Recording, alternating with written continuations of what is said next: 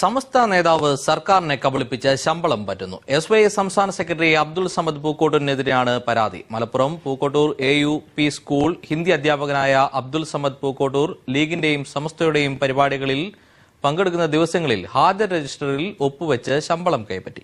വിദ്യാഭ്യാസ മന്ത്രിക്ക് പരാതി നൽകിയിട്ടും നടപടിയെടുക്കുന്നില്ലെന്ന് സ്കൂൾ മാനേജർ പരാതിപ്പെട്ടു. അബ്ദുൾ സമദ് പൂക്കോട്ടൂർ EK വിഭാഗം സുന്നി യുവജന സംഘം സംസ്ഥാന സെക്രട്ടറി, പൂക്കോട്ടൂർ സ്കൂളിലെ ഹിന്ദി അധ്യാപകനും മലബാറിലെ മതപ്രഭാഷണ വേദികളിലെ ഒഴിച്ചു നിർത്താനാവാത്ത സാന്നിധ്യം തീർത്തും ഒരു മാതൃകാധ്യാപകനാവേണ്ടതായിരുന്നു.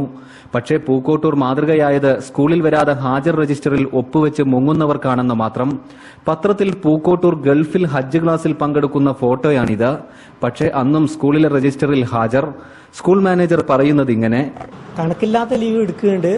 അത് പിന്നെ ആദ്യം ഒപ്പിടും, ചിലപ്പോൾ CL ആക്കും, പിന്നെ കറക്ഷൻ നടത്തിയാണ് പോവുക.